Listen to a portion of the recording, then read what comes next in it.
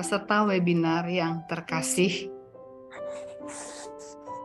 Senang sekali bisa berjumpa kembali pada pertemuan kelima webinar Simon Petrus dengan tema Simon Petrus melihat Sang Penyembuh Orang Sakit. Terima kasih kepada para peserta yang selalu hadir mengikuti webinar Romo Nano, setia menunggu walaupun diadakan 2 minggu sekali, tapi hari Selasa berikutnya tetap mencari linknya. Senang sekali respons yang begitu baik dari para peserta. Saya juga mengucapkan selamat kepada para peserta yang telah membuat refleksi dan lolos seleksi untuk mengikuti retret Paskah. Sebelum kita mulai webinar malam hari ini, saya akan membacakan tata tertib dari webinar. Mohon merename sesuai nama peserta saat pendaftaran. Ini penting sekali ya, di-rename sebelum masuk supaya mempermudah para tim untuk admit para peserta.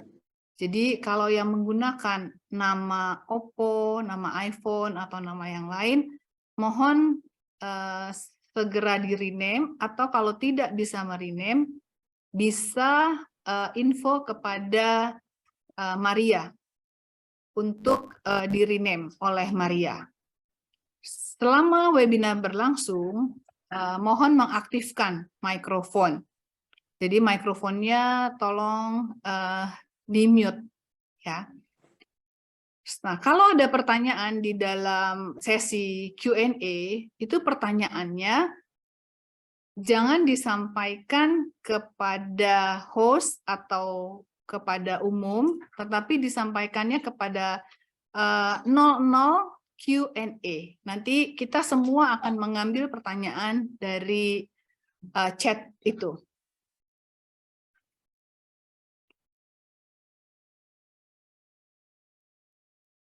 Oke.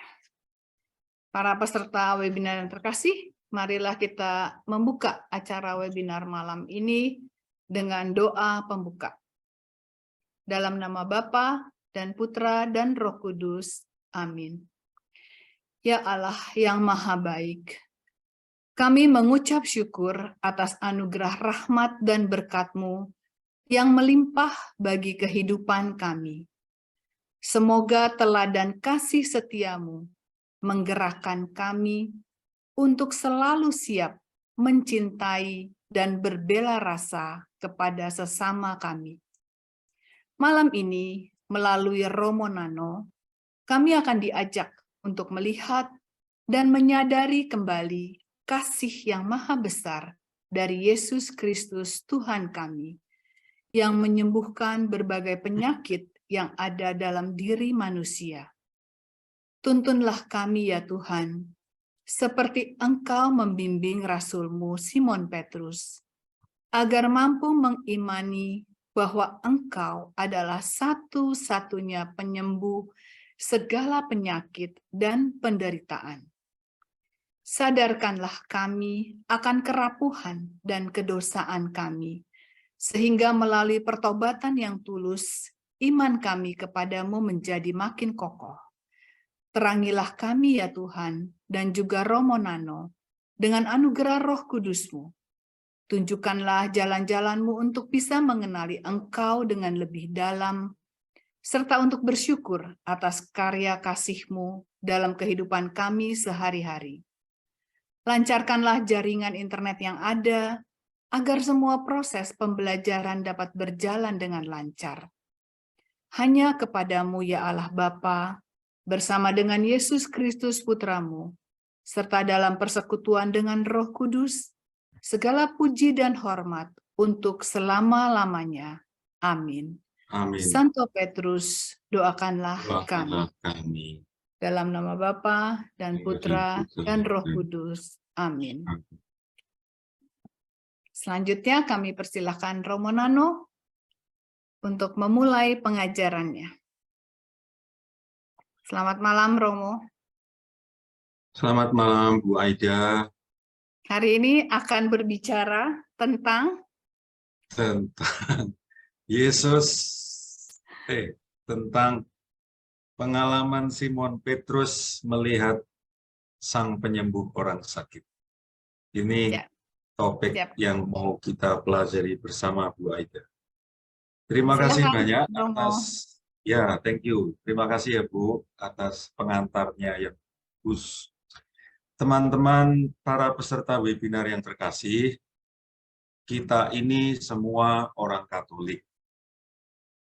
Kita ini semua adalah murid Yesus Kristus. Namun, belajar dari Simon Petrus, kita itu kadang-kadang berhenti, tidak belajar lagi. Puluhan tahun menjadi orang Katolik, tidak terasa kadang-kadang kita itu tidak mau belajar lagi. Merasa seolah-olah sudah dewasa, sudah berkembang, sudah berpengalaman sebagai orang Katolik, sebagai murid Yesus Kristus. Webinar-webinar kita ini adalah kesempatan untuk sadar diri bahwa kita perlu terus belajar. Belajar menjadi murid Yesus Kristus. Kita mesti belajar dari Simon Petrus. Mengapa? Karena Simon Petrus itu meskipun dididik oleh Yesus sendiri secara intensif selama 3 tahun, pun masih mengalami gagal paham. Seringkali masih gagal. Apalagi kita, bukan? Yang tidak secara langsung, secara historis itu berjumpa dengan Yesus sendiri. Karena itu, sekali lagi, webinar-webinar ini kita adakan bersama, sebetulnya tujuannya satu, yaitu menumbuhkan budaya belajar beriman pada Yesus Kristus. Apa yang saya maksud dengan budaya belajar beriman? Yang saya maksud dengan budaya belajar beriman adalah, pertama, menggunakan 5 indera kita.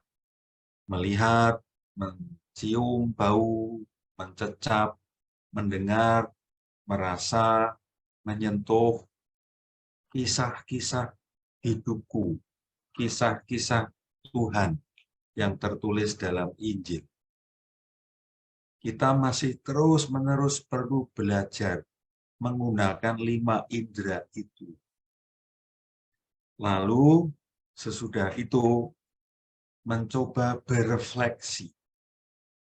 Dari proses menulis, kita semua menyadari bahwa menulis itu tidak mudah, merefleksikan pengalaman itu juga tidak mudah. Karena itu termasuk dalam budaya belajar beriman adalah merefleksikan pengalaman.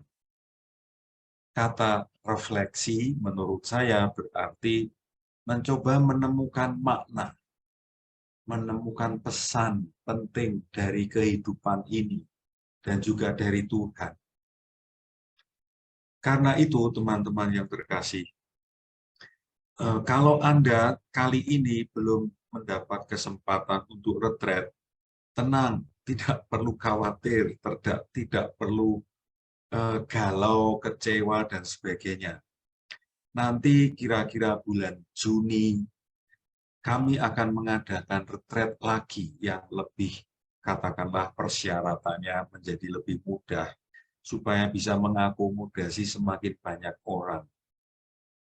Jadi saya berharap entah mereka yang mendapat kesempatan retret Paskah nanti atau yang belum, yang paling penting adalah terus-menerus menumbuhkan budaya belajar beriman. Yang tidak kalah pentingnya adalah menumbuhkan budaya membaca kitab suci. Saya lebih spesifik mengajak teman-teman membaca Injil. Secara lebih khusus lagi, paling tidak adalah membaca Injil Markus sebagai Injil yang paling tua, menjadi sumber bagi Injil-Injil yang lain. Membaca Injil itu berarti membaca Tuhan yang diceritakan. Sampai nanti akhirnya, saya berharap teman-teman semua, saya akan terus-menerus membantu sebisa mungkin supaya Anda akhirnya dengan terang Injil itu menemukan Tuhan dalam konteks sejarah hidupmu. Sehingga akhirnya yang mau kita perjuangkan adalah menyadari dan mensyukuri bahwa hidup kita ini juga Injil. Ini penting ini ya, ini kalimat penting yang tidak mudah dipahami, tetapi saya ingin semuanya mengalami, yaitu hidupku adalah Injil, karena aku menemukan Tuhan dalam peristiwa-peristiwa konkret hidupku. Jadi, webinar-webinar ini, proses belajar kita bersama adalah menuju ke sana. Budaya belajar beriman tumbuh, keterampilan membaca Injil tumbuh, kemampuan menemukan Tuhan dalam sejarah hidupku berkembang. Karena itu, mari kita terus bekerja sama. Anda hadir dalam webinar-webinar ini, panitia akan terus mencoba memfasilitasi, saya akan terus-menerus menyumbang pengalaman, menyumbang pengetahuan agar kita semua berkembang. Hal yang berikutnya saya perlu sampaikan sebelum kita masuk ke bahan adalah terima kasih kepada siapa saja yang memberikan sumbangan kasih untuk pendidikan para anggota Serikat Yesus Muda. Itu sungguh sangat berarti bagi kami, dan semoga dengan itu Anda pun terus-menerus berkenan berkontribusi pada untuk pembiayaan pendidikan orang-orang yang nantinya kita harapkan bisa membimbing umat menemukan Tuhan. Mari kita mencoba melihat gambar yang ada di depan Anda, di slide Anda. Ini gambar Tuhan Yesus yang sedang berkarya menyembuhkan seorang yang lumpuh yang berada di tepi kolam Betsaida, dan ada banyak orang di sana di belakang layar itu yang mencoba menyaksikan peristiwa ini. Dan pasti Simon Petrus juga hadir dalam peristiwa ini, melihat, berpikir, merasa, dan nantinya dia akan terus belajar dari peristiwa seperti ini. Seperti yang sudah saya sampaikan tadi, agak panjang lebar, webinar kita ini bertujuan untuk mengenali Simon Petrus yang dididik secara khusus oleh Tuhan Yesus secara intensif selama 3 tahun. Harapan kita dengan belajar dari Simon Petrus itu kita menjadi makin kenal, oh Yesus yang saya imani itu pribadinya seperti itu. Yang dia inginkan itu seperti itu. Yang dia perjuangkan itu seperti itu. Beriman pada Yesus itu juga menuntut kita paham, kenal Yesus. Dan juga semoga dengan mengenali Simon Petrus, mengenali Tuhan Yesus, akhirnya kita juga makin mengenali diri sendiri, agar kita semakin terampil mengikuti Tuhan Yesus di zaman sekarang ini yang tidak mudah. Zaman dulu pun, zaman Simon Petrus juga tidak mudah mengikuti Tuhan Yesus. Maka mari kita terus belajar. Kita sudah berjalan belajar 4 kali, tentu saja dengan pengantar yang pertama, dan kali ini kita mau melihat bagaimana penyembuhan-penyembuhan yang diadakan oleh Tuhan Yesus, dan kira-kira Simon Petrus belajar apa dari peristiwa-peristiwa penyembuhan ini. Kalau kita mencermati kisah-kisah penyembuhan orang sakit di Injil Markus, kita akan menemukan 10 kisah penyembuhan. Saya tidak tahu apakah jumlah 10 ini disengaja atau tidak, tapi kalau kita cermati, ada 10 peristiwa penyembuhan. Ini kisah-kisahnya ya, teman-teman. Ada 10 kisah penyembuhan. Kalau kita cermati, 10 kisah ini ternyata ada pola-polanya. Pola yang pertama yang saya temukan, itu saya warnai dengan warna biru muda. Pola yang pertama ini adalah Yesus menyembuhkan banyak orang. Jadi tidak disebutkan jumlah orangnya berapa, tentu saja nama-namanya juga tidak disebutkan. Dan di kisah penyembuhan pertama memang ada satu peristiwa khusus, yaitu Tuhan Yesus menyembuhkan ibu mertua Simon Petrus. Tetapi di kisah penyembuhan nomor 4, nomor 5, nomor 7, itu polanya sama. Banyak orang. Nah, pola yang kedua, itu terjadi di kisah penyembuhan nomor 2, nomor 3, nomor 6, nomor 8, nomor 9.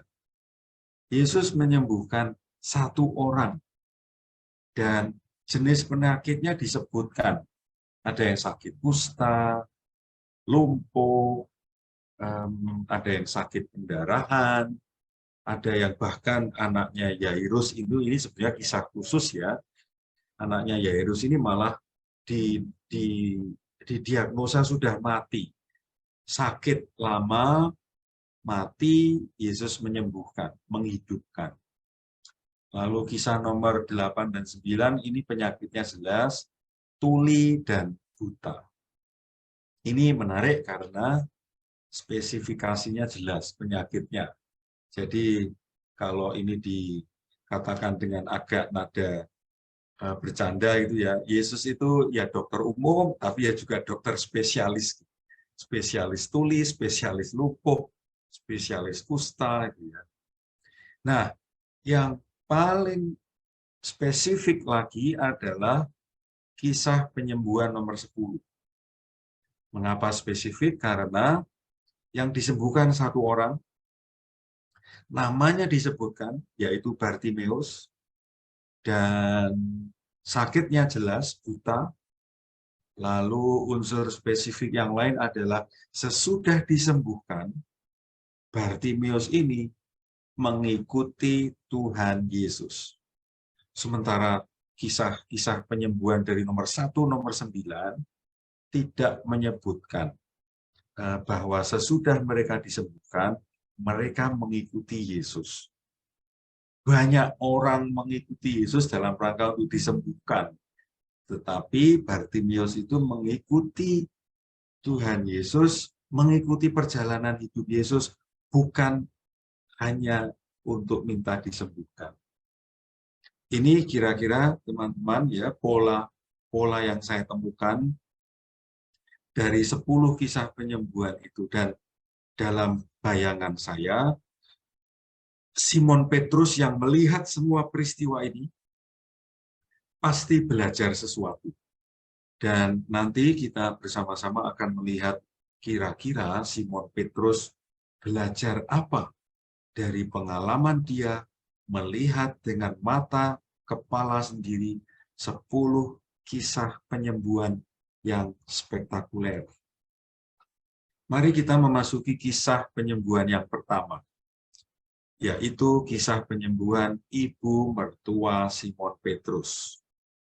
Teman-teman, kalau kita lihat gambar ini, saya yakin teman-teman pun setuju dengan saya bahwa ibu mertua Petrus ini cantik ya. kalau kita lihat wajahnya. Dan Simon Petrus mungkin ya yang di belakangnya itu yang memegang pundaknya itu. Istrinya yang mana kita tidak pernah tahu, yang mungkin yang berjilbab di belakang ini istrinya Simon Petrus. Anyway, ini kisah penyembuhan. Dan apa yang terjadi? Mari kita cermati 4 lingkaran ini. Pertama, ibu mertua Petrus sakit.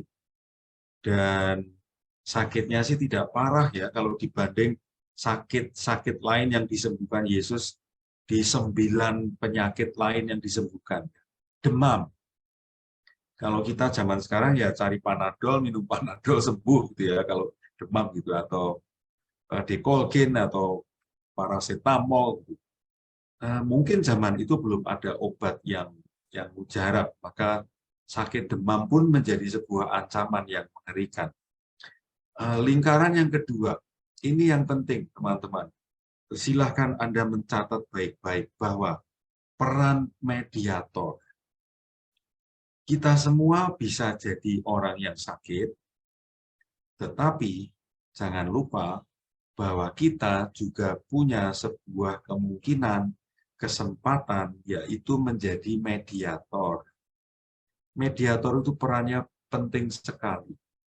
Mediator itu yang mempertemukan antara si sakit dan yang menyembuhkan. Nah, mediator ini bertindak memberitahu Yesus bahwa ada yang sakit. Nah, poin ketiga, teman-teman, yang juga penting kita catat adalah ini nanti akan terus berulang di kisah-kisah penyembuhan yang lain, yaitu Tuhan Yesus itu murah hati, mudah tergerak untuk menolong, dan selalu dia menolong.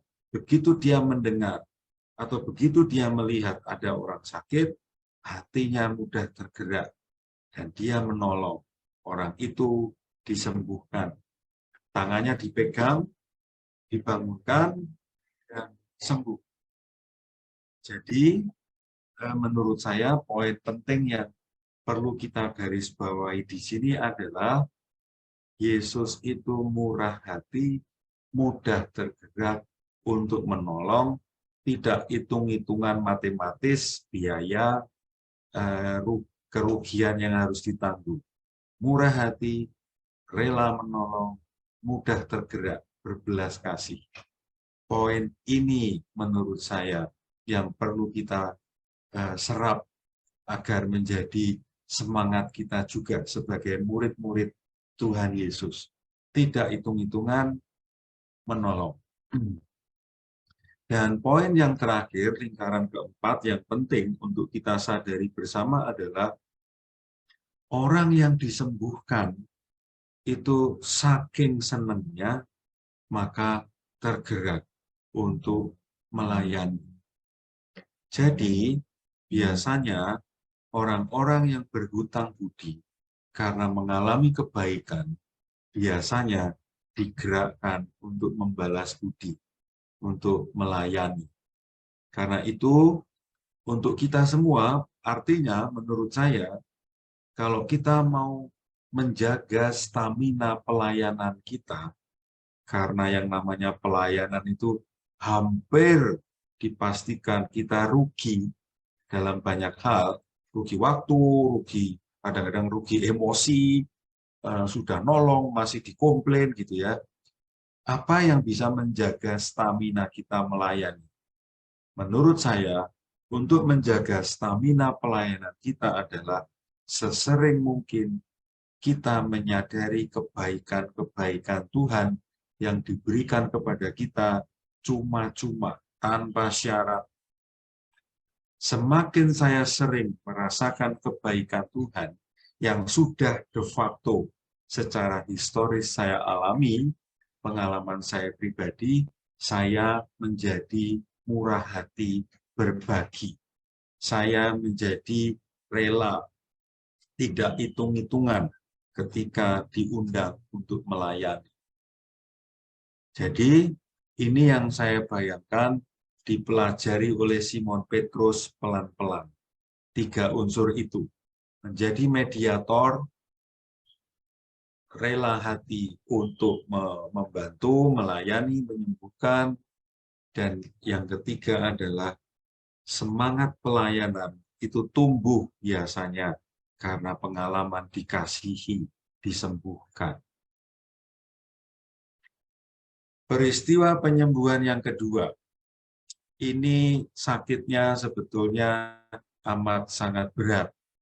Ini orang yang sakit kusta. Sakit kusta itu mengalami double-double sakitnya.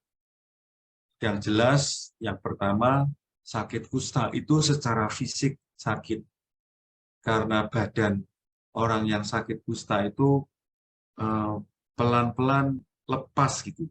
Hidungnya hilang, kemudian jari-jari itu bisa hilang, patah sendiri, rasa sakit hilang gitu.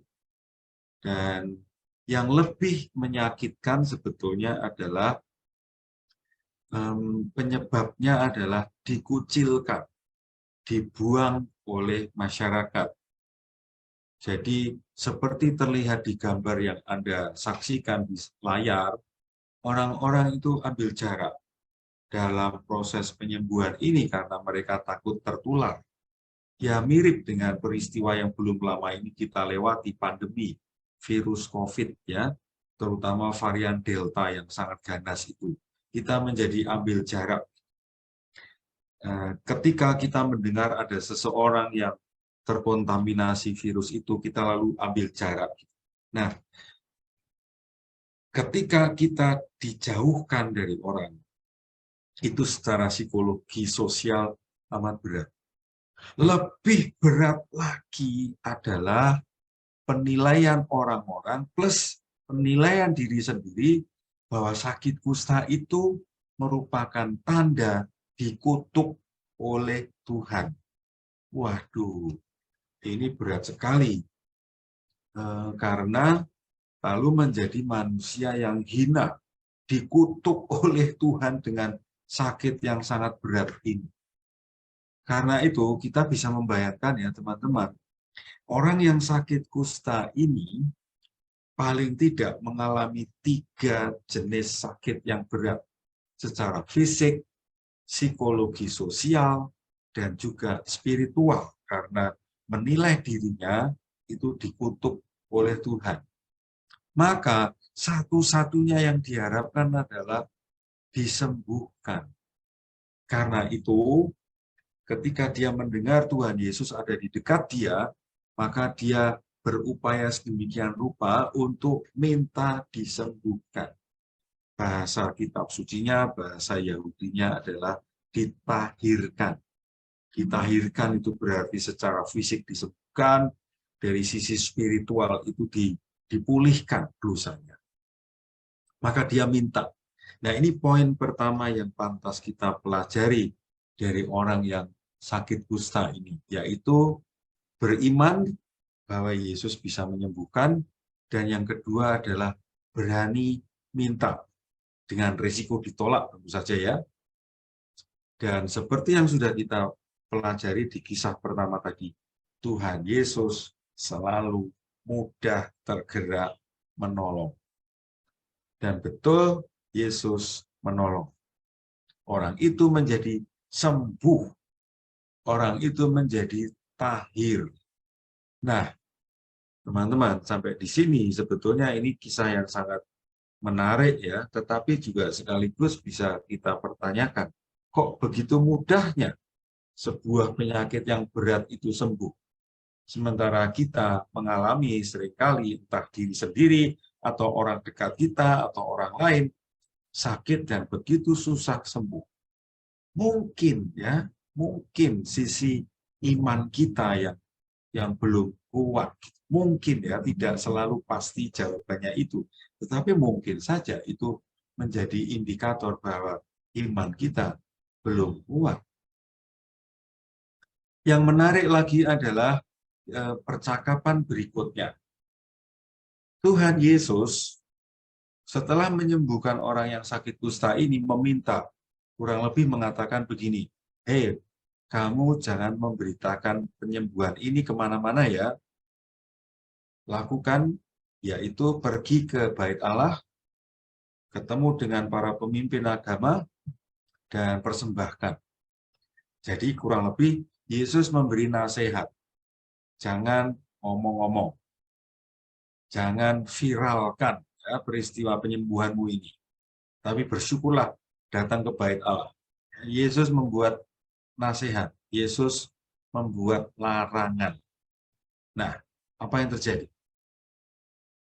Di kisah berikutnya, orang yang baru saja disembuhkan ini tidak mendengarkan, tidak mengikuti perintah Tuhan Yesus. Nah, ini poin penting. Orang ini malah memviralkan. Jadi kalau pakai bahasa zaman sekarang ya diunggah, diupload, disebarkan. Lalu kisah penyembuhan ini menjadi viral. Kemana-mana, semua orang melihat. Viewernya makin banyak. Dampaknya, Yesus tidak dapat lagi terang-terangan masuk kota. Dia hanya bisa tinggal di luar kota dan tempat-tempat yang sepi. Sementara, seperti zaman sekarang, sesuatu yang viral, entah itu benar atau salah, ya. Ini menarik ini.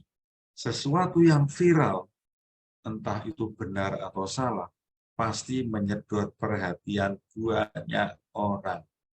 Dan waktu itu pun yang terjadi juga demikian. Orang banyak terus datang mencari Yesus dari segala penjuru karena Yesus makin terkenal sebagai sang penyembuh. Teman-teman, sampai di sini pasti Simon Petrus juga melihat, merasakan itu. Plus mungkin juga bertanya, mengapa gurunya, sang penyembuh itu tidak mau diviralkan? Selalu membuat larangan, jangan cerita ke siapa-siapa. Larangan Tuhan Yesus ini akan terulang lagi, terulang lagi, terulang lagi. Kita bisa bertanya, kok Tuhan Yesus nggak mau diviralkan? Kenapa ya? Nanti akan ada jawabannya. Sabar. Kisah yang ketiga, ini kisah yang sangat menarik. Anda semua pasti pernah mendengarkan kisah ini, dan ini menjadi salah satu kisah favorit dari cukup banyak kisah favorit yang ada di dalam kitab suci. Kisah ini bercerita tentang Yesus berada di sebuah rumah mengajar. Dan karena sudah viral, banyak orang tahu bahwa Yesus bisa menyembuhkan orang sakit. Plus tentu saja dari webinar-webinar sebelumnya kita juga menyadari Yesus juga bisa mengusir setan. Plus Yesus itu kalau mengajar sangat menarik. Jadi kemanapun Yesus berada selalu viral. Selalu orang berdatangan banyak sekali. Rumah tempat Yesus hadir saat itu penuh sesak. Orang-orang ini mau masuk ke rumah ini nggak bisa. Nah, 4 orang yang menggotong orang sakit ini yang saya tadi sudah sebut mediator. Ya, peran mediator itu sangat penting, teman-teman. Mediator itu sekali lagi yang mempertemukan antara si sakit dan si penyembuh. Antara murid dan guru dipertemukan. Saya mau menggarisbawahi peran penting mediator. Dan saya akan terus berulang-ulang mengatakan kepada Anda, kepada kita semua. Kita semua dipanggil menjadi mediator. Ya, mempertemukan antara manusia dengan Tuhan. Tugas kita menjadi mediator, bukan menyembuhkan. Tugas kita menjadi mediator, ya, bukan merubah situasi. Yang merubah situasi, yang menyembuhkan adalah Tuhan sendiri. Oke, karena orang-orang ini punya determinasi yang kuat, ya, dan tahu bahwa mereka tidak bisa masuk ke dalam rumah itu, mereka akhirnya menggotong si sakit ini naik ke atap. Dan kita sudah tahu ceritanya, hanya kalau kita melihat gambarnya lalu menjadi lebih spektakuler, gitu ya. Wah, orang itu diturunkan dari atas. Deng, deng, deng, deng, deng, deng, deng, deng. Wah, keren ya. Wow, pasti semuanya orang terkejut. Wih, ada apa ini? Wow, wow, wow. Dan selain orang-orang yang rakyat biasa, ya, di situ ada imam kepala, ada orang Farisi, ada ahli Taurat yang sudah mengendus gerak-gerik Yesus. Para pemimpin agama Yahudi ini sudah menangkap fenomena bahwa Yesus ini harus diwaspadai karena potensial menjadi informal leader yang bisa menyesatkan umat banyak menurut orang-orang para pemimpin agama Yahudi. Maka mereka hadir di sana mencermati omongan Yesus seperti apa. Kalau ada omongan salah, maka kata-kata yang salah itu bisa dipakai untuk menjatuhkan Yesus. Karena para pemimpin agama Yahudi itu tidak mau kehilangan kekuasaan, tidak mau kehilangan pamor, tidak mau kehilangan otoritas, tidak mau kehilangan keuntungan-keuntungan finansial, tentu saja. Maka mereka berupaya untuk menjegal Yesus gitu. Karena Yesus sadar ada para pemimpin agama Yahudi itu, dia mengatakan kepada orang yang sakit itu dua tahap ya. Tahap pertama dan tahap kedua. Teman-teman cermati kalimat Tuhan Yesus tahap pertama. Yesus tidak omong tentang penyakit. Yesus tidak omong tentang penyembuhan. Yang disebut Yesus adalah tentang dosa. Ini artinya apa? Kemungkinan besar artinya menurut Yesus, yaitu antara dosa dan sakit itu ada hubungannya. Orang yang berdosa berat sangat mungkin secara fisik sakit. Tetapi orang yang sakit berat tidak otomatis bahwa dia berdosa, ya ini keliru ya, bukan begitu ya. Tetapi sangat mungkin terjadi orang yang berdosa berat kemungkinan sakit karena dia menanggung rasa bersalah yang kuat. Yesus ngomong dosamu diampuni. Ini maksudnya selain yang tadi sudah saya sebutkan, sebetulnya Yesus mulai mengatakan pada banyak orang, kekuasaan Yesus bukan hanya menyembuhkan secara fisik. Yesus kayaknya mau mengatakan sejak awal bahwa kekuasaan dia itu nantinya bisa menebus dosa. Dan persis di sini letak kemesiasan Yesus itu nanti di sini. Sementara orang-orang yang mencari Tuhan Yesus itu berada di level Mesias duniawi. Nah, maka di tahap 2 itu Yesus bergerak sebagai Mesias duniawi seperti yang diharapkan banyak orang itu. Bangun, angkat tempat tidurmu, pulang ke rumah. Ya kayak bim salah bim, sembuh gitu.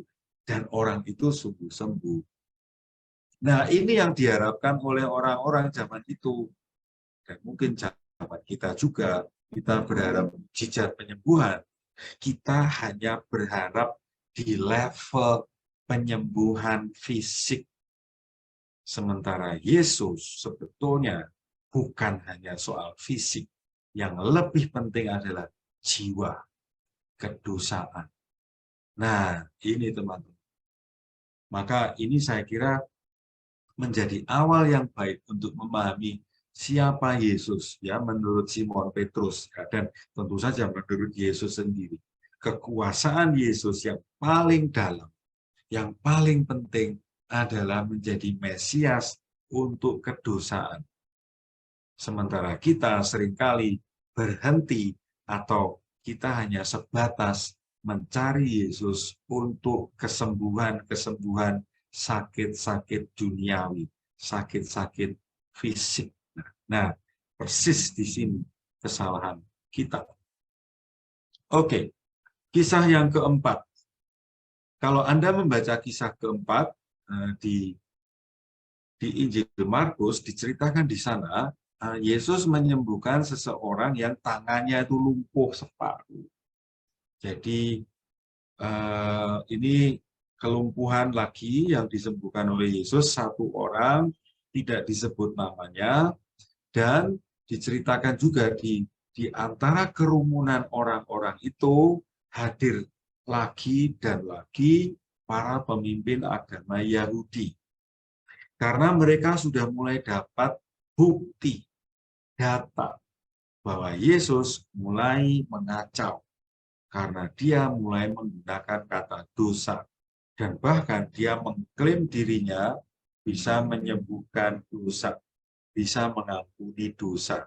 Nah, ini menjadi cacat yang nantinya ketika di Yerusalem, omongan Yesus tentang dosa, tentang dirinya itu Allah, dipakai untuk menjatuhkan Yesus.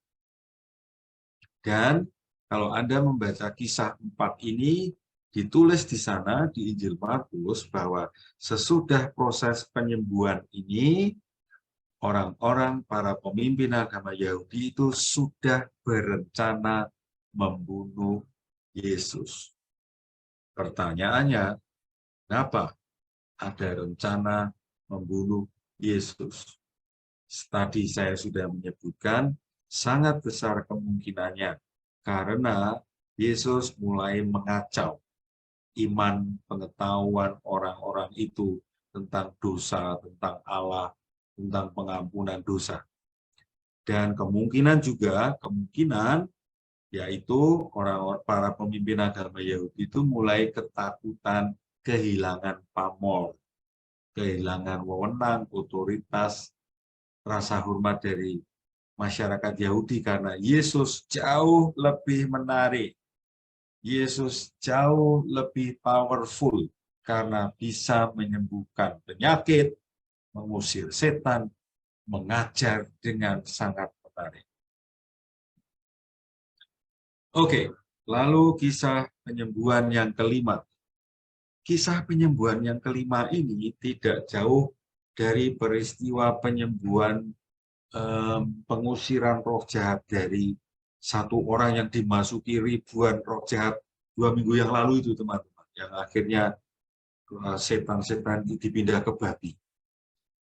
Fokus yang menjadi perhatian saya, yang menarik perhatian saya adalah orang yang mengikuti Yesus makin banyak.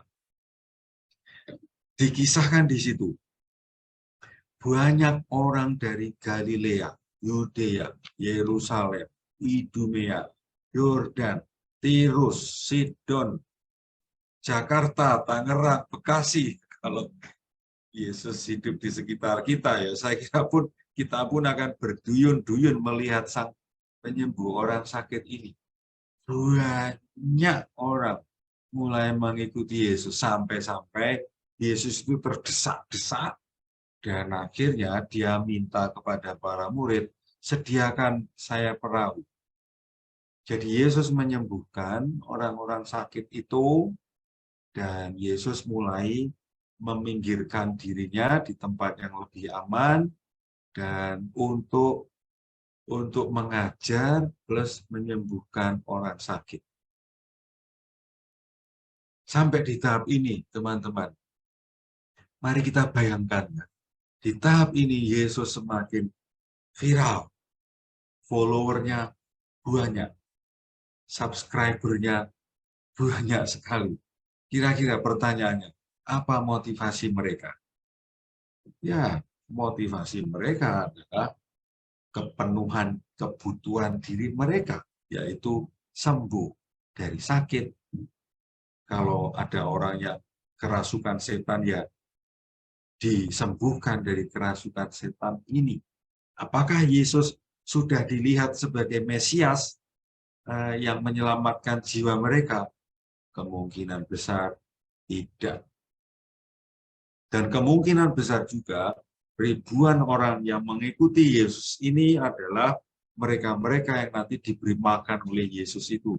Dan kelak nanti di Yerusalem sangat besar kemungkinannya orang-orang ini yang juga berteriak, bunuh dia, salibkan dia, bunuh dia, salibkan dia. Gila bukan? Dari penyanjung, pengikut, pencari, berubah drastis. menjadi orang-orang yang berteriak membunuh Yesus dan akhirnya Yesus sungguh terbunuh. Ironis bukan? Kisah yang keenam. Kali ini kisahnya lebih spesifik ya. Kurang lebih saya bayangkan ini kelanjutan dari kisah-kisah sebelumnya di mana dimanapun Yesus berada selalu dia dikerumuni orang banyak. Karena dia memang atraktif, menarik. Nah, di antara kerumunan banyak orang itu ada dua pribadi. Yang satu bernama Pak Yairus, yang satu seorang perempuan yang sakit pendarahan. Tidak disebut namanya, hanya disebut dia sakit pendarahan 12 tahun. Nah, ya jadi kisah 6 ini terdiri dari dua kisah, tetapi sebetulnya mau mengatakan hal yang sama, yaitu iman bahwa Yesus bisa menyembuhkan. Itu dampaknya dahsyat. Sekali lagi, iman, kepercayaan, keyakinan bahwa Yesus bisa menyembuhkan sakit, itu berdampak dahsyat. Kita ikuti dulu kisah si perempuan yang sakit pendarahan. Ungkapan ini, teman-teman, ungkapan ini yang perlu kita pelajari.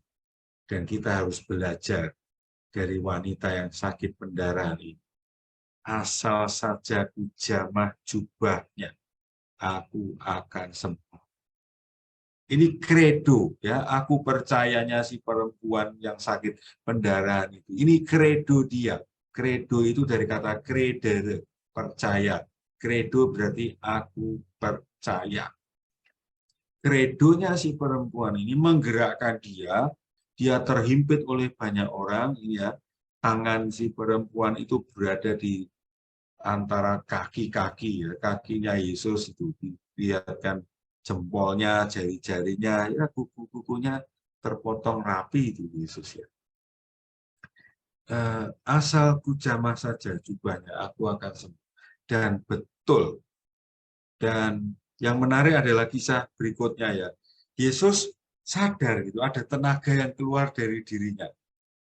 Terus dia bertanya pada murid-muridnya, siapa yang menyentuh aku? Kok ada tenaga yang keluar dariku? Murid-muridnya Tuhan Yesus itu ya agak kesel-kesel gimana. Bos, kita ini berada di kerumunan banyak orang. Mosok kamu masih bertanya siapa yang menyentuh aku? Ya mana kami tahulah, banyak orang ini.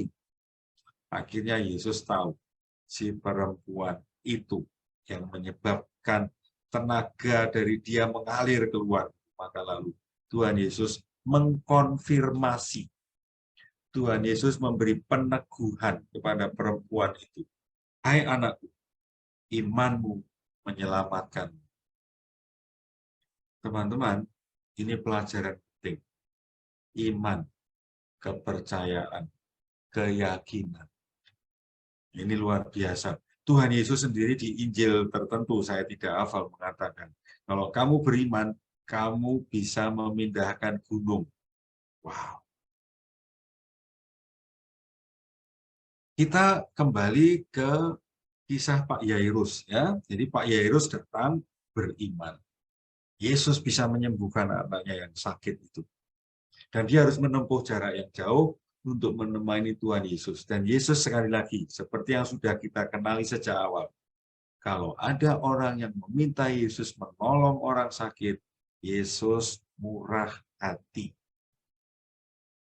Dan saya kenal beberapa teman baik yang murah hati menolong orang yang sakit gitu, dengan cara apapun, mengantar, mengunjungi, memikirkan obat, menyediakan makanan. Saya kira itu roh asli Tuhan Yesus ya, yang tulus gitu, tulus, nothing tulus, tidak punya agenda tersembunyi.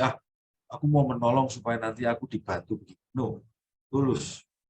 Maka bagi teman-teman yang mempunyai ketulusan hati membantu, saya meneguhkan, itu hati Tuhan Yesus. lanjutkan. Itu sangat baik. Ketika Yesus sampai di rumah Pak Yairus, lalu ada berita, anak itu sudah mati. Artinya belum lama, bukan? Dan Yesus mengatakan, anak itu tidak mati, tetapi tidur. Nah, orang-orang mentertawakan Yesus. Orang ini aneh, udah mati, nggak usah macam-macam lah. Dan Yesus tetap nekat masuk ke kamar itu dan menemui si anak itu, yang dalam gambar ini kita bisa melihat ibunya sangat sedih karena anak putrinya meninggal, dan Pak Yairus juga tentu saja sangat kecewa, sedih karena anaknya meninggal, walaupun sebetulnya Tuhan Yesus sudah mau datang. Nah, ini kemesiasan Yesus mulai muncul sedikit gitu, twing gitu, dan dia mengatakan Talita kum, yang artinya bangunlah, dan anak itu hidup lagi. Ini kisah spesifik ya, bukan sakit, semula sakit, mati, hidup lagi. Rupanya ini menjadi pembukaan ya, pembukaan bahwa nanti ketika Yesus mencapai kepenuhannya sebagai Mesias, dia mempunyai kuasa membangkitkan orang mati. Tentu bagi orang-orang yang percaya kepadanya. Si anak putri ini mendapatkan bantuan oleh bapaknya yang beriman. Nah, ini penting saudara-saudariku, yaitu iman seorang bapak itu menyelamatkan anaknya. Iman ibu itu juga pasti akan menyelamatkan menyelamatkan anak-anaknya. Maka saya berharap kita semua yang hadir dalam webinar proses belajar beriman ini semakin beriman, agar suami Anda, istri Anda, anak-anak Anda, orang tua Anda terselamatkan oleh imanmu juga. Lanjut, ini kisah yang ke-7. Masih di sekitar tempat di mana Yesus memindah 2000 setan ke babi-babi itu. Dan ini juga kisah lanjutan bahwa Yesus semakin viral, Yesus semakin populer, dan banyak orang itu menguber-uber Yesus. Banyak orang mengikuti Yesus.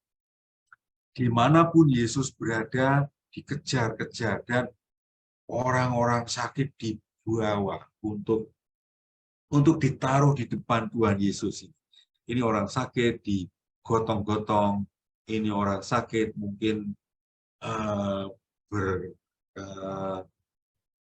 berjalan sendiri. Pendek kata, orang-orang sakit dibawa kepada Yesus dimanapun Yesus berada untuk minta disembuhkan.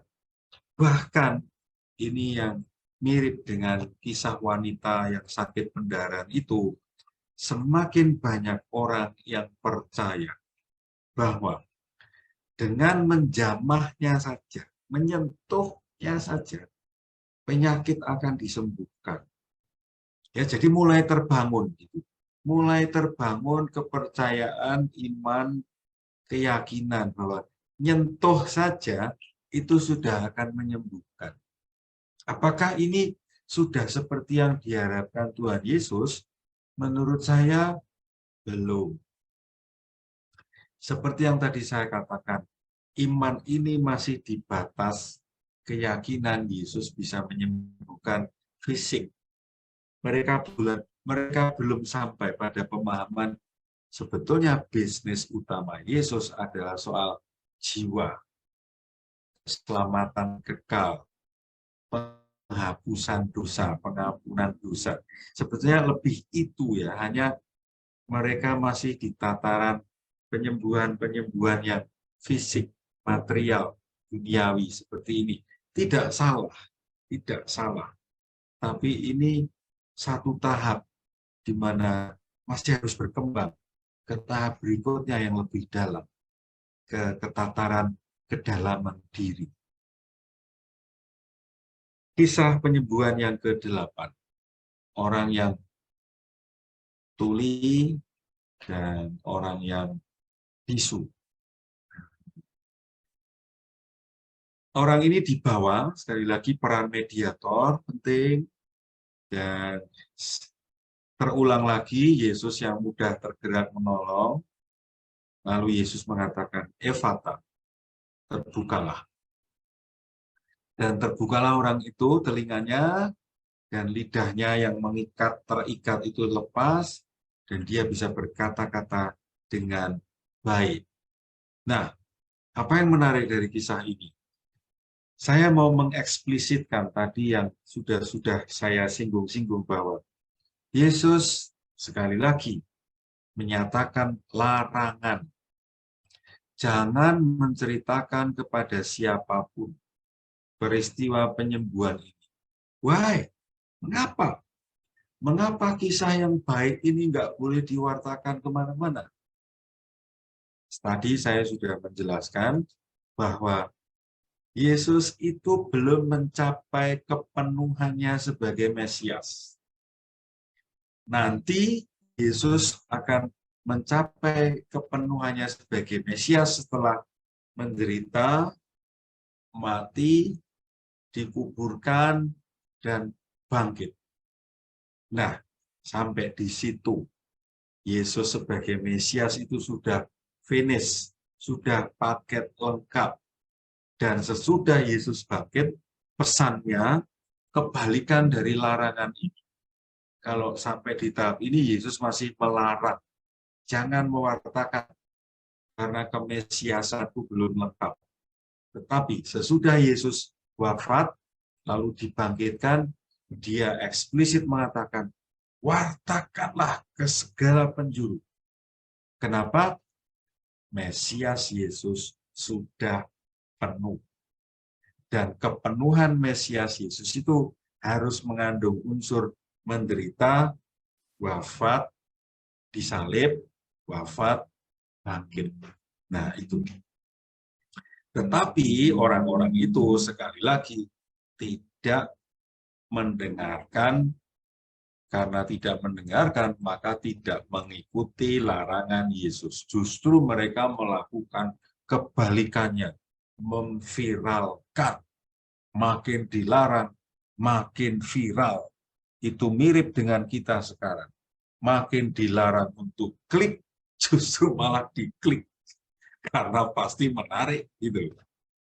Justru ketika zaman dahulu ya, koran Tempo dibredel, justru makin laris.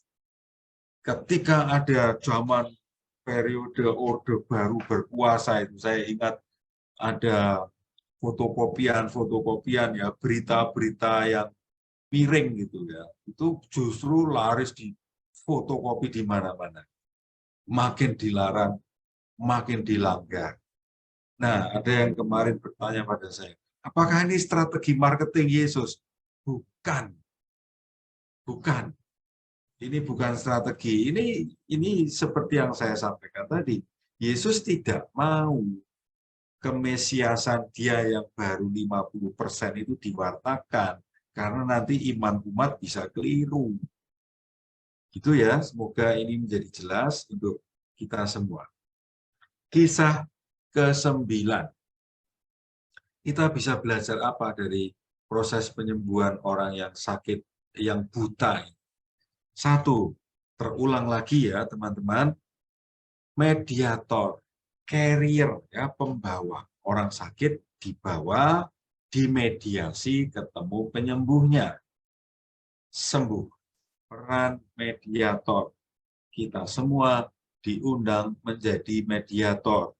Tetapi jangan lupa juga bahwa ketika kita sakit, kita pun diundang ya untuk mau dimediasi atau punya inisiatif sendiri, seperti wanita yang sakit pendarahan tadi.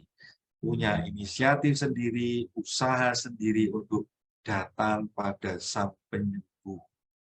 Dan nggak usah gengsi ketika dibantu oleh para mediator dalam proses penyembuhan. Ayo, kamu sakit ya? Enggak, aku enggak sakit kok, aku enggak sakit kok. Wih, padahal badannya juga terlihat sangat sakit. Jadi, orang yang sakit itu juga butuh rendah hati. Kalau rendah hati, mau dimediasi, ya plus beriman, ya saya kira penyembuhan itu akan terjadi. Yang agak menarik adalah kisah ini ya teman-teman. Proses penyembuhan Yesus itu ya agak unik-unik gimana gitu ya. Yesus meludahi mata orang itu. Teman-teman kebayang Yesus meludahi mata orang itu, sorry ya, gitu, flop gitu. Dan lalu mengoser-oserkan ludahnya itu di mata orang itu. Dan Yesus bertanya, sudah melihat belum? Dan orang itu mulai mencoba lihat itu. Aku lihat bayang-bayang yang bergerak, kayaknya itu manusia. Lalu Yesus melakukan lagi, meletakkan tangannya. Nah, ada yang bertanya, mengapa ludah yang dipakai? Dari informasi sana-sini, beberapa teman memberitahu bahwa ludah itu mengandung enzim penyembuh. Nah, tidak berarti sekarang ini kalau ada orang yang sakit buta terus diludahi lalu sembuh ya. Itu lain perkara ya. Ini bukan apple to apple terus ditempel di sini gitu ya. Tapi mengapa Yesus menggunakan ludah? Nah, ludah itu penjelasan ilmiahnya kemungkinan besar adalah mengandung enzim tertentu dari tubuh kita yang bisa dioptimalkan menjadi penyembuh. Tapi tentu saja ini karena juga kuasa Tuhan Yesus ya. Terus ada juga yang bertanya kan di kisah lain, di Injil lain ada yang Yesus meludah di tanah, terus mencampur ludahnya dengan tanah, terus ditempelkan di mata. Mengapa tanah? Kemungkinan besar penyebabnya adalah ya tanah itu bumi, bagian dari bumi. Bumi seperti halnya alam, pohon, daun, akar, batang, buah-buah tertentu itu kan punya daya penyembuh kan. Obat-obat herbal itu kan artinya obat-obat yang berasal dari alam. Jadi ludah itu terkait dengan bagian tubuh kita yang mengandung zat tertentu yang bisa menyembuhkan. Termasuk ini ada padanan yang kurang lebih sama ya. Binatang ketika anaknya terluka atau anak binatang tertentu habis lahir atau sakit itu, induknya itu akan menjilat-jilati anaknya itu, entah anjing atau kuda, sapi, itu induk ke anak akan melakukan hal yang sama. Ini tentang ludah, tentang tanah, karena ini terkait dengan bumi, alam, yang adalah ya Tuhan ya, yang punya daya-daya herbal penyembuh. Nah, sesudah dilakukan proses penyembuhan oleh Tuhan Yesus dengan meludahi dan mengoser-oser mata, akhirnya abrakadabra. Orang itu sungguh-sungguh melihat dan sembuh. Kisah yang ke-10 ini yang paling spesifik. Sekali lagi karena nama pasiennya disebut Bartimeus, anak Timeus. Bar itu kemungkinan besar seperti bin. Atau kalau Belanda itu van. Yesus menyembuhkan Bartimeus. Ini kisah yang menarik karena dia datang sendiri, dia percaya dan beriman Yesus bisa menyembuhkan, dan nanti di akhir kisah, berbeda dengan kisah-kisah penyembuhan yang lain, Bartimeus sesudah disembuhkan mengikuti Yesus dalam perjalanannya. Nah, teman-teman, ini sedikit nyinggung nih. Kalau kita belajar Injil Markus, sebetulnya Markus sebagai penulis Injil itu mau mengatakan ini loh murid ideal itu bukan Simon Petrus dan murid-murid yang lain sebagai murid yang ideal, tetapi justru Bartimeus ini yang menurut interpretasi para ahli adalah murid ideal menurut Markus. Idealnya di mana? Dari buta menjadi melihat. Dari sekedar percaya dan akhirnya nanti mengikuti. Ya, dua kata kerja yang penting dalam kemuridan Yesus adalah melihat, mengikuti. Kita mungkin sebagai orang Katolik belum mampu melihat Yesus itu Mesias. Dan mungkin mengikutinya juga masih dalam batas-batas tertentu. Maka sebetulnya Bartimeus ini adalah kritik bagi kita. Apakah kita sudah melihat Sang Mesias? Dan kalau sudah melihat, apakah kita mau betul-betul konsisten, konsekuen mengikuti dia? Ini kayaknya pesan Markus untuk kita. Dikisahkan Yesus memasuki kota Yeriko dan tidak lama kemudian dia pergi dari kota Yeriko itu dan begitu mendengar bahwa Yesus lewat kotanya tidak jauh dari dia, saya senang gambar ini teman-teman. Dia berteriak, Yesus anak Daud, kasihanilah aku. Yesus anak Daud. Teriak-teriak gitu terus tuh, teriak-teriak ya. Saking ingin dia sembuh. Dan knowledge ya, pengetahuan, informasi bahwa Yesus ada di sekitarnya.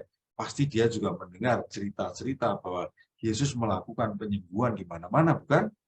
Maka berdasarkan pengetahuan dan iman, Bartimeus itu berteriak, Yesus, anak Daud, kasihanilah aku. Teriak. Dan murid-murid itu terganggu dengan teriakan dia. Kamu ini ribut aja. Diam, diam, diam. Malah Bartimeus itu berteriak lebih kencang lagi. Ya. Penggambarnya ini keren, saya tertarik pada gambarnya itu. Saking teriaknya buanter itu wajahnya sampai memerah. Anak Daud, kasihanilah. Teman-teman, apakah kita bisa sengotot ini seperti Bartimeus? Ini penting ya. Bartimeus mengajari kita beriman, pengetahuan, iman, dan bertindak penuh keyakinan, percaya. Nah ini, Bartimeus si buta itu. Dan Yesus lalu, panggil orang itu ke sini. Dan para murid akhirnya memapah Bartimeus itu, lalu berada di dekat Yesus, terus Bartimeus ditanya, kamu pengen apa? Lalu Bartimeus, wah seneng dong ya, dibawa mendengar Yesus sendiri ngomong begitu, maka dia menjawab, Guru, aku ingin bisa melihat. Nah, pelukis gambar ini tuh punya interpretasi sendiri itu. Proses penyembuhan mata butanya itu dengan perban. Ya ini terserah kebebasan pelukis ya toh.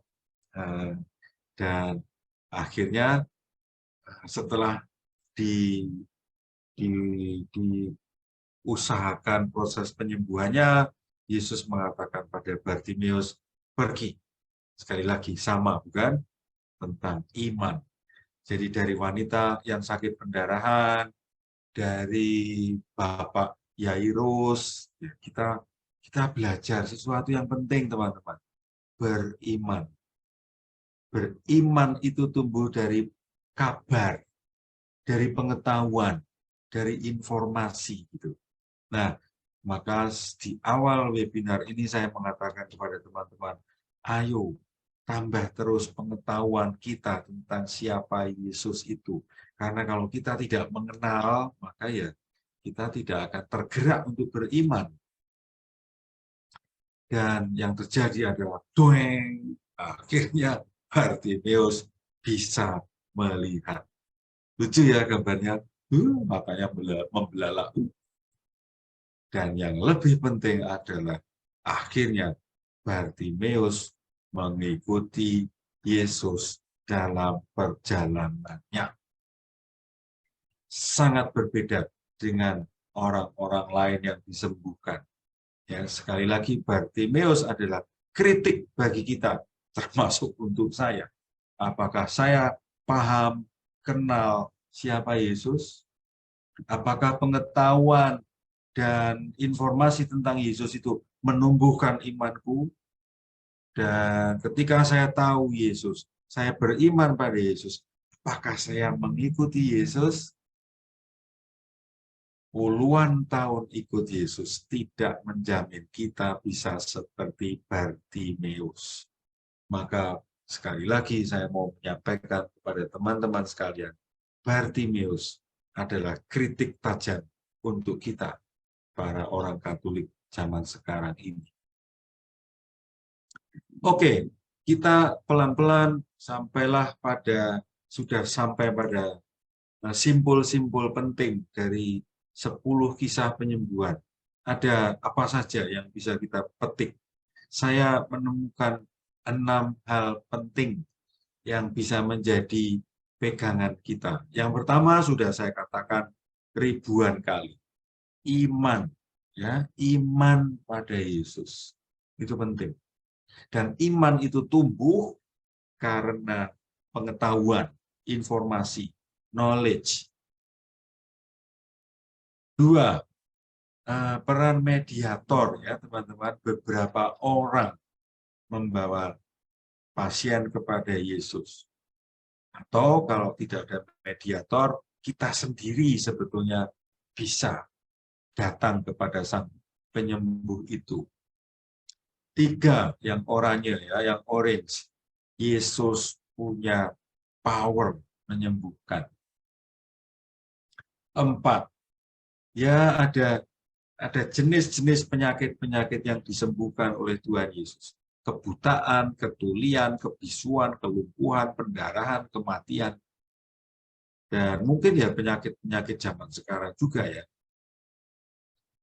Tetapi yang belum saya tuliskan, dan sekarang saya baru sadar, sebetulnya yang paling utama yang mau disembuhkan oleh Tuhan Yesus adalah kedosaan kita.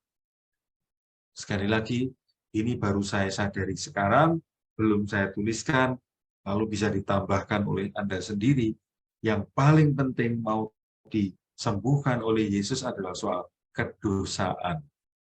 Bukan hanya sakit-sakit fisik, psikososial seperti tadi si penderita kusta itu ya.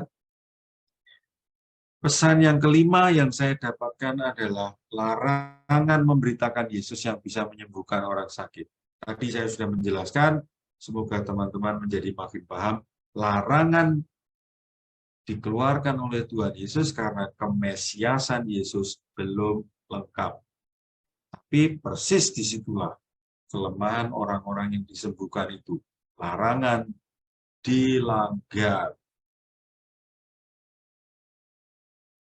Oke, sampai di tahap ini ya teman-teman, sampai di tahap ini. Sebelum Yesus masuk Yerusalem, sebelum Yesus memasuki Minggu Palma, yang tidak lama lagi akan kita rayakan ya. Sebelum Yesus masuk Yerusalem, sebelum peristiwa Minggu Palma, saya mencoba membayangkan mendatangi Simon Petrus dan bertanya, Simon Petrus, sampai di tahap ini ya, apa tanggapanmu tentang Yesus, gurumu itu? Kurang lebih ya teman-teman, kalau sampai di tahap ini, Petrus itu akan sangat bangga mengikuti Yesus. Karena Yesus powerful, mengajar sangat menarik, mengusir setan, menyembuhkan penyakit. Maka dia ikut Yesus dengan penuh kegembiraan. Karena yang diikuti powerful. Tapi lalu Tuhan Yesus, Simon Petrus belum tahu bahwa Yesus sebentar lagi akan memasuki penderitaannya, memenuhi panggilannya sebagai Mesias. Memang harus menderita, disalib, mati, bangkit. Ya. Paket ini harus dipenuhi. Dan Petrus menolak. No way. Yang namanya Mesias tidak boleh menderita. Mungkin ini kita juga seperti Simon Petrus. Kita tidak mau diajak untuk menderita. Kita menjadi protes ketika menderita. Di mana Tuhan? Teman-teman, kalau saya ditanya oleh orang-orang, di mana saya menderita? Mengapa Tuhan membiarkan saya menderita? Saya akan menjawab, kamu atau saya diajak menderita, mengalami penderitaan, sebetulnya ini ironisnya ya, atau paradoksnya ya. Sebetulnya dengan menderita itu, saya diundang untuk menyatu, mengalami yang dialami Mesias sendiri, yang memang harus menderita, disalib, mati. Justru, ya ini paradoks, kebalikan. Justru dengan penderitaan itu kita malah diundang untuk menyatu dengan Yesus. Sementara kita, natural, alamiah, akan protes. Mengapa Tuhan membiarkan aku menderita? Tuhan ada di mana? Padahal saya sudah jadi aktivis di gereja. Saya ketua lingkungan, saya aktif di kegiatan ini, itu. Mengapa saya menderita? Saya akan mengatakan hal yang sama. Tuhan mengundangmu untuk mengikuti jalan Sang Mesias, penderitaan. Memang berat, tetapi justru ini kelebihan menurut saya, iman pada Yesus, bahwa penderitaan, ketidaknyamanan, bahkan kematian adalah jalan bersatu dengan Tuhan. Ini kekuatan iman kita, teman. Kebalikan dari yang tadi dialami orang kusta itu. Ketika kita menderita, diinterpretasi ini hukuman, ini kutukan, ini kedosaan. Yesus persis membalik itu. Penderitaan justru jalan kesatuan dengan Sang Mesias. Dan itu ya yang Yesus menegur Petrus dengan keras. Hanya kamu iblis. Sebab kamu memikirkan yang dipikirkan manusia, yaitu gak ada penderitaan. Yang namanya Mesias itu harus menang, sukses, berhasil, tidak boleh kalah, tidak boleh menderita. Ini keinginan manusiawi seperti kita. Sementara Yesus justru melengkapi. Mengikuti dia ada kalanya menang dan ada kalanya kalah. Tetapi justru lewat kekalahan ini kita menyatu dengan Sang Mesias yang nanti akan bangkit. Itulah Paskah. Paskah bisa dilalui kalau ada penderitaan dan kematian. Tanpa penderitaan dan kematian tidak ada kebangkitan. Ini kekuatan iman pada Yesus. Dan syukurlah akhirnya Yesus memasuki tahap untuk menjadi Mesias yang penuh. Masuk Yerusalem. Saya memberi istilah keren. The beginning of the powerless one. Permulaan dari seseorang yang nampak lemah. Ada yang bertanya dan ada yang saya mendapat informasi yang sungguh menarik dan ini semakin membuat saya terkesan tertarik pada Tuhan Yesus ya. Tuhan Yesus memasuki kota Yerusalem dengan keledai. Why? Why donkey? Donkey. Bukan horse, bukan kuda yang gagah. Tapi mengapa keledai? Bukankah itu simbol kelemahan, kedunguan? No. Keledai dalam hal ini adalah justru simbol raja yang mau dekat dengan rakyatnya. Dan simbol ini yang dipilih oleh Tuhan Yesus karena dia raja yang mau dekat dengan rakyat yang dia cintai, yaitu kita semua. Dan memang betul, ya, umat Yerusalem waktu itu yang sudah mendengarkan berita tentang Yesus yang hebat itu menyambut karena yes, inilah penyembuh, pengusir setan, guru karismatis sekarang berada di dekat kita. Yeay, gitu ya, seneng. Pasti ada nuansa itu ya. Mereka senang sekali. Sementara dalam hati Yesus sendiri, orang-orang ini salah paham. Saya ini mau mati, malah disambut kayak begini. Ini bahasa saya sendiri ya. Dan betul Yesus memasuki tahap-tahap terakhirnya sebagai Mesias, dia menerima bahwa dia harus ditangkap. 2 minggu yang lalu saya menggunakan istilah Santo Ignatius. Allah menyembunyikan kealahannya dan membiarkan kemanusiaannya menanggung penderitaan. Menurut saya ini the true lover. Ini orang yang sungguh mencintai kita, murid-muridnya, sampai-sampai dia mau dijadikan anak domba yang disembelih supaya utang kita dilunasi. Ini Mesias Yesus yang sejati mulai dimunculkan.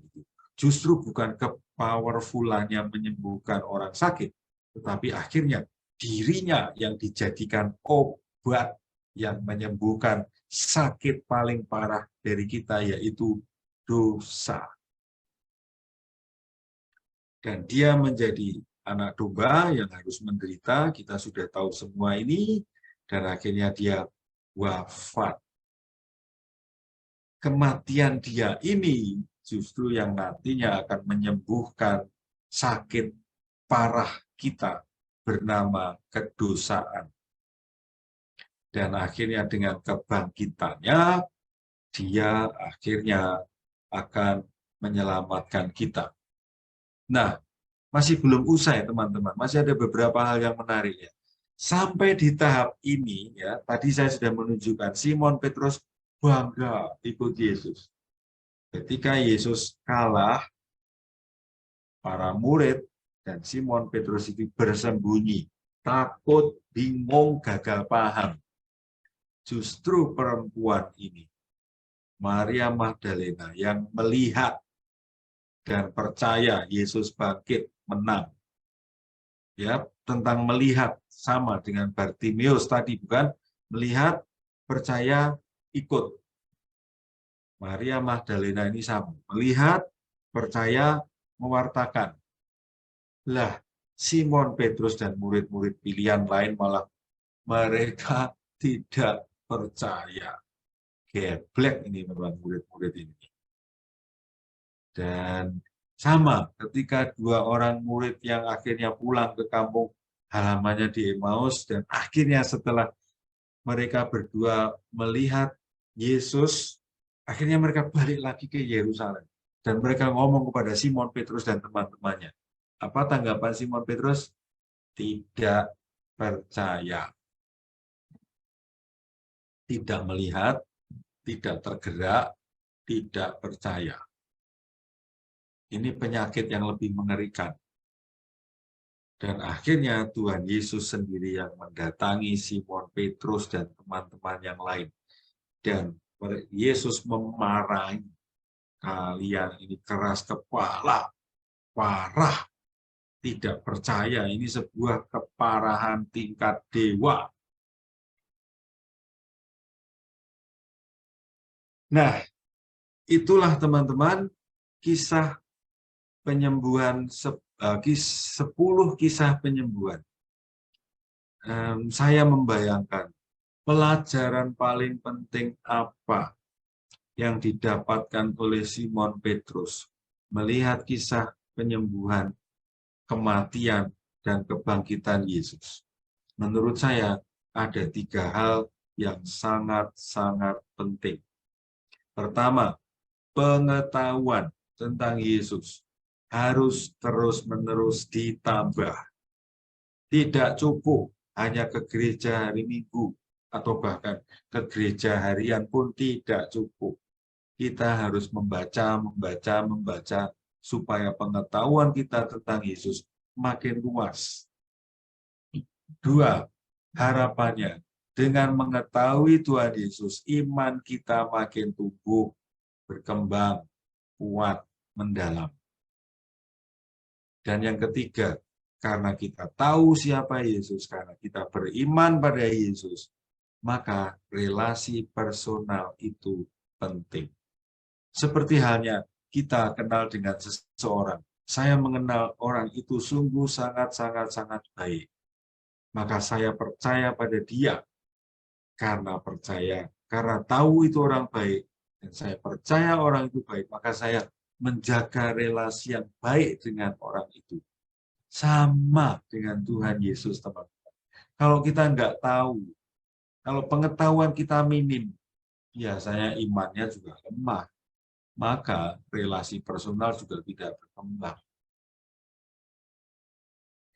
Terus nambah pengetahuanmu tentang Tuhan Yesus. Teruslah berkembang supaya beriman. Dan teruslah jangan bosan membangun relasi personal dengan Tuhan Yesus. Saudara-saudari, saya masih menawarkan kepada Anda satu pertanyaan refleksi ya, untuk mengolah diri, supaya Anda bisa menemukan Tuhan dalam sejarah hidupmu. Poin untuk kita jadikan refleksi adalah pola relasi antara Simon Petrus dengan Tuhan Yesus yang tadi sudah saya jelaskan. Ketika Yesus powerful, ini penjelasannya ya, ketika Yesus powerful, Simon Petrus bangga mengikutinya. Ketika Yesus powerless, Simon Petrus takut, tidak mengakui sebagai muridnya, lari. Ketika Yesus bangkit dan lewat orang lain mengabari Simon Petrus bahwa Yesus bangkit, Simon Petrus tidak percaya. Ketika Tuhan Yesus menjumpai Simon Petrus sendiri, dia percaya. Dan setelah dia diutus oleh Tuhan Yesus, karena sudah percaya, maka dia mewartakan Yesus. Nah, itu pola relasi Petrus dengan Yesus ya. Dan ini nyambung dengan webinar awal itu ya, Simon Petrus didatangi, dipilih, dilibatkan, diutus. Tambah dengan ini sehingga makin lengkap. Maka saya mengajak teman-teman untuk merefleksikan perjalanan hidup. Seperti apa pola relasimu dengan Tuhan Yesus? Seperti apa? Semoga Anda bisa mendeskripsikan pola. Kalau Anda tahu polamu, Anda bisa mengembangkan mana yang harus ditumbuhkan. Semoga kita semua tidak bosan untuk terus mengenal, mencintai, dan mengikuti Tuhan Yesus. Kita harus terus to know, to love, to follow. Ini 3 kata kerja yang terus-menerus digaungkan oleh Santo Ignatius Loyola. To know, to love, and to follow Tuhan Yesus. Tuhan memberkati, semoga kita semua tumbuh dalam mengenal, mencintai, dan mengikutinya. Demikian pelajaran pada malam hari ini. Saya kembalikan lagi kepada Ibu Aida. Terima kasih, Romo Rano. Pengajarannya benar-benar menghipnotis kita semua. Dengan gaya bicaranya Romo, dengan gambar-gambar yang ditampilkan, indah-indah. Sampai jam 9, Romo. Iya ya. Kita masih duduk tenang. Ini strategi saya supaya jam tanya jawab tidak banyak. Tetap banyak, Romo, tanya jawabnya. Ayo. Pembicara karismatis. Tolong ya, Ibu Bapak, jangan memviralkan webinar ini. Kalau Belum lengkap ini, ya. ini beneran Betul. marketing, Romo. Kalau ini beneran marketing. Supaya dilakukan. Ya, ya bagi dong link YouTube-nya gitu. Nah, protes. Ya, boleh kasih reaction ke Romo, silahkan. Yang mau memberikan tepuk tangan atau jempol. Oke, terima kasih. Sekarang kita mau melihat wajah-wajah peserta. Setelah mendengar pengajaran Romo, wajahnya berubah nggak dari yang tadi masuk sampai dengan sekarang? Apa udah ngantuk? Berubah ya, berubah dari off-cam menjadi Berubah. on-cam. Pak Aron, boleh bantu untuk foto bersama? Silakan Pak Aron. Oke, baik. Wajah suka.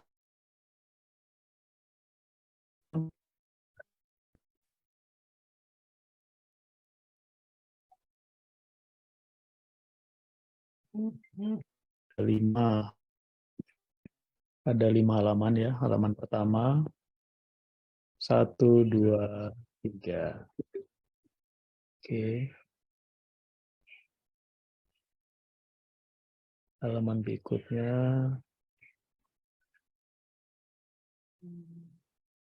Aduh, sinyalnya rada jelek nih. Bentar. Oke, 1, 2, 3. Oke, halaman 3. 1, 2, 3. Halaman 4. 1, 2, 3. Halaman terakhir. 1, 2, 3. Oke, makasih Bu Aida. Makasih Pak Aron. Udah kelihatan ya Pak Aron wajahnya? Kelihatan. Sukacita semua. Nggak ada yang ngantuk kan Pak? Romo, lanjut ke Q&C. Mari. Lumayan banyak Romo. Saya bacakan satu persatu ya Romo. Oke. Yang pertama Romo,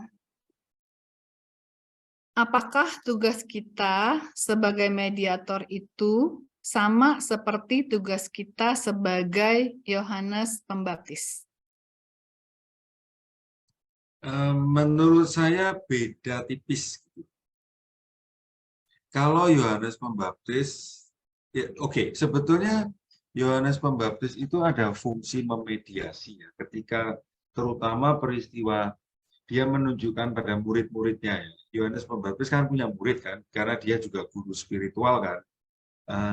Lihat itu anak domba Allah, kamu ikut mereka, kalian ikut dia.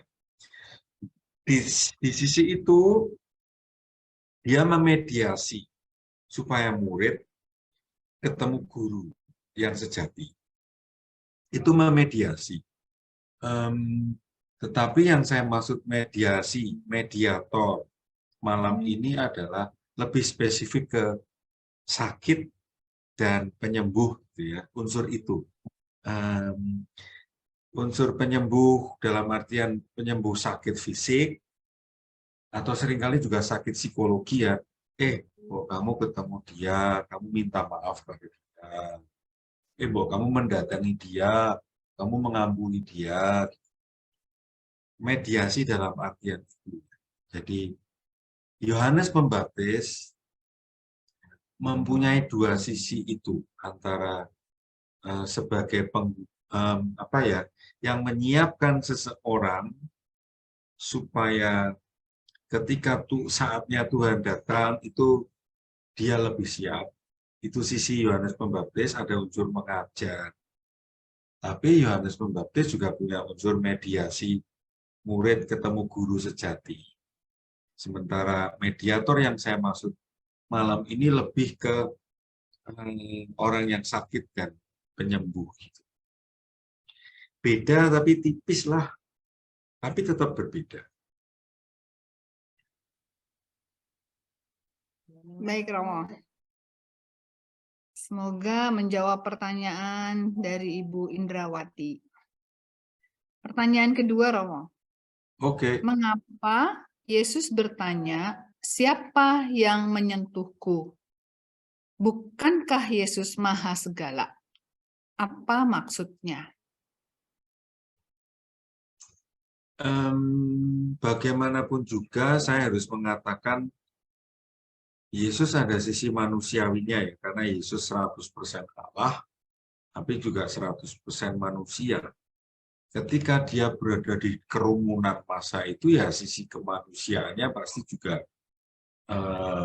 masih kuat ya berbicara. Dia tidak tahu siapa yang menyebabkan tenaga ilahinya itu keluar. Saya menjawab dengan sisi itu. Kemanusiaan Yesus tidak memungkinkan dia tahu segalanya. Karena keyakinan kita, ya Yesus itu Allah, tapi juga Yesus manusia. Nanti kemanusiaan Yesus itu sangat kuat terlihat ketika dia sudah disalib gitu ya. Dan Eloi, Eloi, lama sabatani, Pak, kamu ada di mana? Aku tuh sudah taat padamu, kok kamu pergi meninggalkanku. Itu kan sisi kemanusiaannya. Itu, Bu. Bu, Ait, Oke, thank you, Romo. welcome. Jadi ada sisi kemanusiaannya ya, Bu Katarina Puramdari. Yang ketiga, Romo. Saya masih belum jelas dengan istilah kepenuhan Mesias Yesus. Yang menjadi timeline kapan Yesus melarang menyebarkan berita penyembuhan dan kapan Yesus justru memerintahkan pewartaan. Ini nanti kalau ada rekamannya dengerin saja lagi saya paham. Gini, oke. Yesus menjadi Mesias yang penuh itu ketika dia sudah bangkit. Itu paket sudah lengkap. Nah, sesudah Yesus bangkit itu kan dia mendatangi murid-muridnya.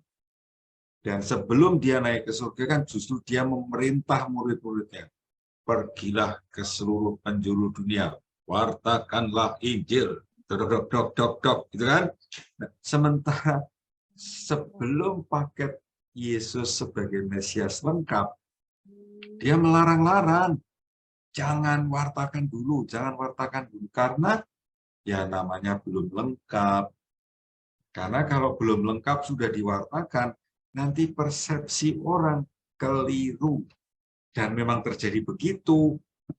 Banyak orang keliru mempersepsi Yesus. Bahkan Simon Petrus juga keliru mempersepsi Yesus.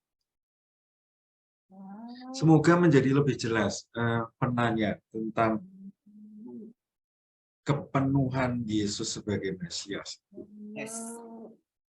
Pak Toto nanti bisa didengarkan kembali rekamannya yang Romo Nano sampaikan dengan detail. Oke. Terakhir ya Romo. Oke, senang saya. Udah jam. Sudah lewat. Oke. Yang kisah 9 Romo. Orang buta disembuhkan.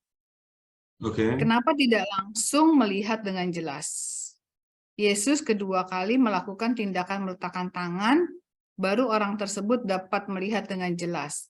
Padahal orang yang sudah mati saja bisa langsung dibangunkan. Ini sama dengan yang tadi yang Romo bilang masih ada kemanusiaannya. Atau beda? Masih ada unsur manusianya?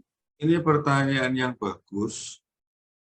Dan saya tidak tahu ya kenapa ini ada 2 tahap. Saya tidak tahu persisnya.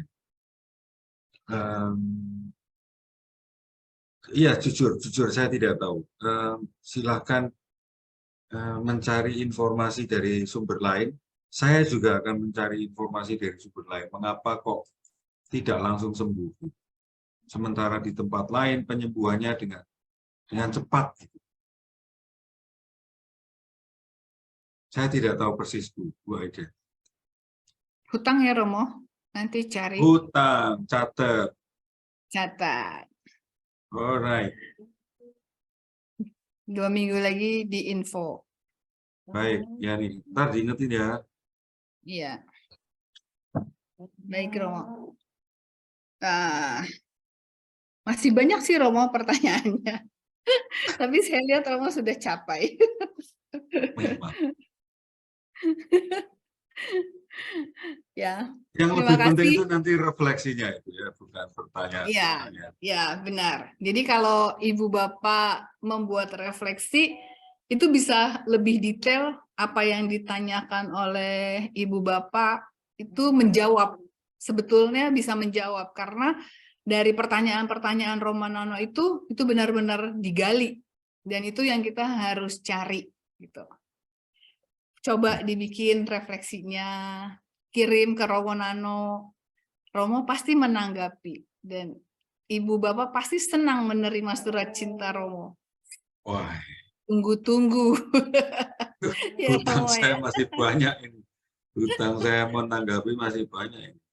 Iya, Romo kepalan tapi Romo komit tetap dibaca dan tetap ditanggapi. Ya, pasti akan saya baca dan saya tanggapi. Saya butuh waktu. Ya, Romo.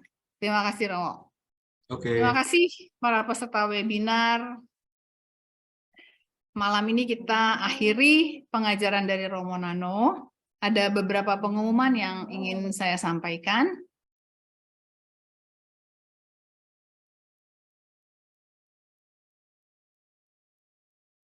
Ya, terima kasih yang sudah memberikan persembahan kasihnya untuk mendukung pendidikan Jesuit Muda dan keberlangsungan webinar ini. Persembahan kasih dapat ditransfer ke rekening BCA nomor 604 453 5887 atas nama Indriani I atau Liliana. Nomor rekening ini ada di grup, mungkin bisa dilihat kalau atau di screenshot bisa.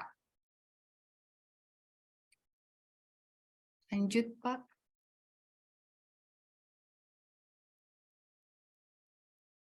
Ya. Nah, ini cara menulis refleksi. Yang belum pernah dan mau tergerak hatinya untuk mulai menulis, dipersilahkan. Ditulisnya dalam file Word, bukan WhatsApp, bukan PDF atau Excel. Formatnya itu deskripsi atau paragraf ya, bukan tabel. Dikirim ke email langsung Romonano, nano9870@gmail.com. Paling lambat hari Selasa 28 Maret 2023 pukul 10 malam. Lanjut. Rekaman webinar hari ini itu akan kami tayangkan kembali selama 5 hari. Dari hari Jumat pukul 10 sampai dengan hari Selasa pukul 10 malam. Itu di hari terakhir pengumpulan refleksi. Link YouTube-nya akan di-share di hari Jumat pagi. Nah, ini boleh Ibu Bapak mendengarkan kembali, mungkin dari pertanyaan-pertanyaan tadi yang belum terjawab, mungkin ada di dalam rekaman ini. Dan untuk lebih memberikan pengendapan dalam menuliskan refleksi. Ada lagi pengumuman lain? Nah, webinar selanjutnya itu hari Selasa tanggal 4 April. Selasa tanggal 4 April, jamnya sama jam 19.30 sampai jam 21. Nanti link Zoom-nya akan dikirim di WhatsApp. Judulnya pertemuan ke-6 ya, yang ini judulnya Simon Petrus melihat sang pembuat mukjizat. Mohon Ibu Bapak jangan lewatkan tayangan ini yang pasti lebih seru dan kita melihat lengkap dari 1 sampai akhir. Nanti di penutup Romo juga akan memberikan kesimpulannya. Selesai pengumuman? Ada lagi? Oke. Kita tutup dengan doa penutup. Nanti Romo Nano mohon berkat. Siap. Ya. Dalam nama Bapa dan Putra dan Roh Kudus. Amin. Amin. Ya Bapa yang Maha Rahim, kami mengimani hanya Engkaulah penyembuh kehidupan kami. Kuatkanlah relasi personal kami dengan-Mu ya Tuhan, agar kami selalu hanya mengandalkan kekuatan kasih-Mu saja. Allah yang Maha Pengasih, secara khusus pada malam hari ini, melalui kerahiman-Mu, pulihkanlah, kuatkanlah, dan sembuhkanlah mereka semua yang sedang sakit, keluarga, sanak saudara, sahabat, serta semua orang yang kami cintai. Engkau adalah penyembuh segala penyakit. Terjadilah semuanya menurut kehendak-Mu. Dalam kelemahan kami, Engkau dimuliakan. Tuhan, dampingilah terus perjalanan hidup kami, seperti Bartemius yang telah Kau buka matanya. Panggillah dan jangan lepaskan kami saat mengikuti-Mu berjalan menuju Yerusalem baru. Ya Allah, kami mohon berkat-Mu dalam kesatuan Tritunggal Maha Kudus, yang bertahta dan berkuasa untuk selama-lamanya. Mohon berkat Romo Nano. Saudara-saudariku yang terkasih, Anda sekalian, keluarga Anda, kerabat Anda, kita semua, senantiasa dibimbing, diberkati, dilindungi Allah yang Maha Kuasa. Dalam nama Bapa dan Putra dan Roh Kudus. Amin. Terima kasih banyak saudara-saudari. Sampai ketemu Terima kasih Ibu 2 minggu lagi. Bapak. Sampai Terima ketemu kasih, 2 Romo. minggu lagi. Thank you, Romo. Terima kasih Romo. Terima kasih, Romo Nano.